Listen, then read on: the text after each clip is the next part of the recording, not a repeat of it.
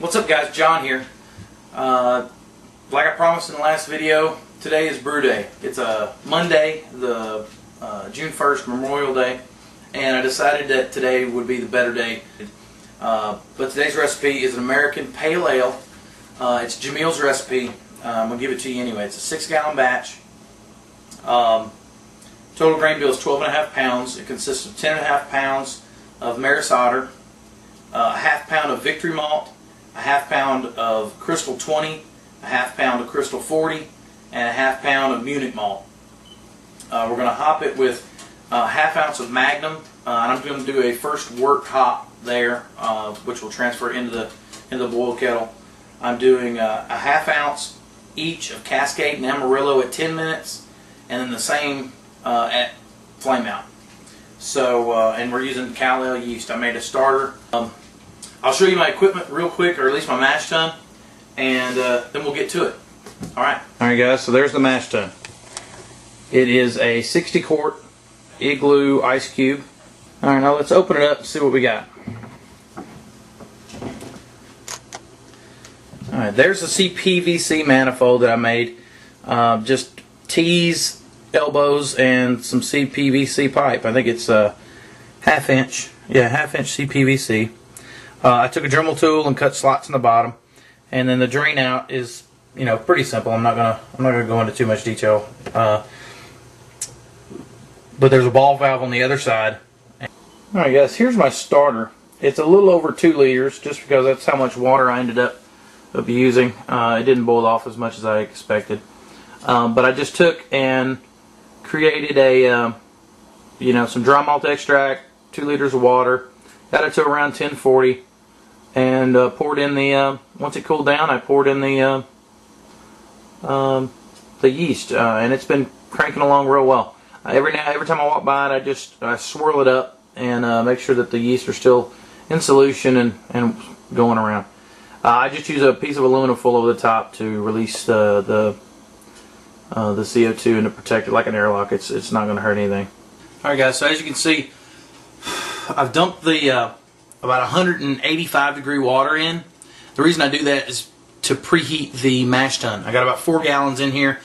Make sure that the ball valve's closed, and then close it up for about 15 minutes or so. Give it plenty of time to preheat the mash tun. Alright guys, the cooler's preheated, and the water in the cooler is at about 170 degrees, which is where I like to have it. I usually lose around 15 degrees when I add the grain. I dump in a little bit.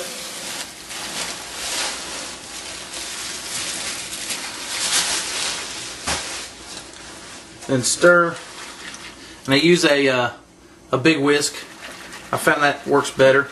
You don't want to get down near the manifold. I do check to make sure everything is still in place, that there's nothing out there. I do little swirls like this, and what this does is it brings it breaks up a lot of the dough balls itself, because it creates kind of a whirlpool. You see the little action of the stuff at the bottom coming to the top. You don't have to get down near the manifold when you do it this way.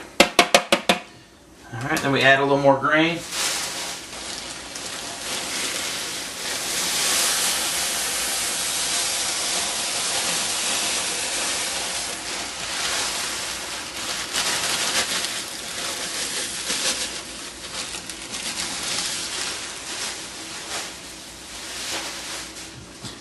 And we stir.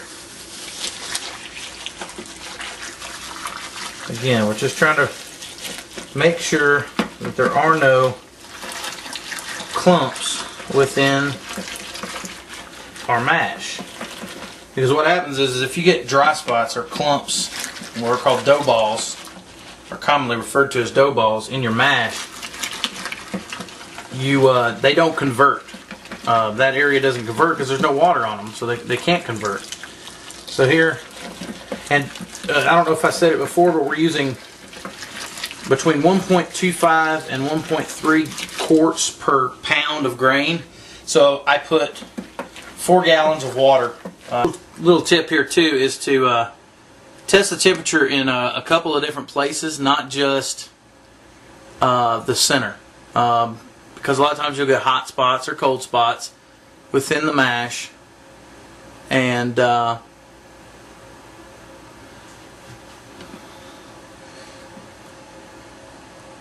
so the center is about right. I don't know if you could see that, but I got 154 and a half. I'll move it over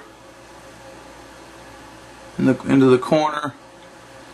Looks like it's going to be just a little high, but it's still right around where I want it. It's perfectly fine.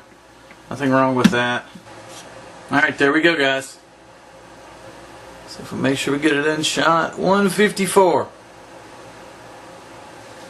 Alright, now here's my little trick. I take a piece of aluminum foil, a couple of sheets in fact. Fold them over. I get about 2 or 3 layers of this stuff. Then right in the center is where I punch a hole with my thermometer probe. And then what I do is we lay it on top of the mash. Just right on top. Right on top. I've seen people use this for sparging and whatnot, but I've never actually seen anyone use this method for temperature control and whatnot. Right now we're at 154 and a half, which is great. It's perfect. We're going to close her up. And when we come back, I'll show you how I finish this thing off and how we let it sit for an hour. Something people use blankets. Some people use Hello Kitty blankets, things like that. I use an old sleeping bag that I don't ever use anymore.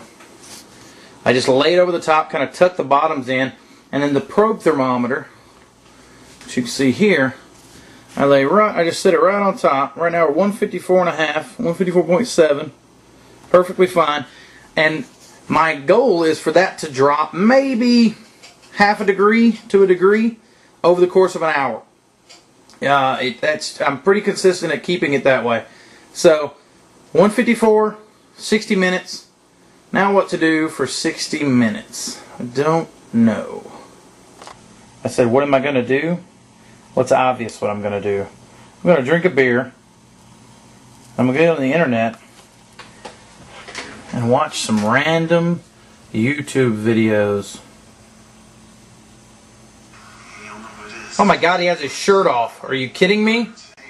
The shirt is off? Really? Come on, TSA, put your shirt on. I don't care. This is YouTube. It's not you porn. Alright, beer poured. We're either watching videos, or I might even get into this. I've started reading this one. Great book, by the way. If you guys get a chance to pick it up, do. About half of the book is technical. The other half is all about different styles and what you can expect from different malt character and things like that. So run out and grab this book, Designing Great Beers by Ray Daniels. Good book. I'm working my way through it. Enjoy, fellas. Hey guys, I forgot to put in the 5.2 pH stabilizer into the mash. So I just opened it back up, tossed it in, stirred it up real well, and then closed it back up and put the thing on. That actually helped me out a little bit because now we're at 154 degrees and we're just a couple of minutes into the mash, so no big deal. It was I think I realized it about 2 minutes after I had actually closed it up. So anyway, 154, 60 minutes.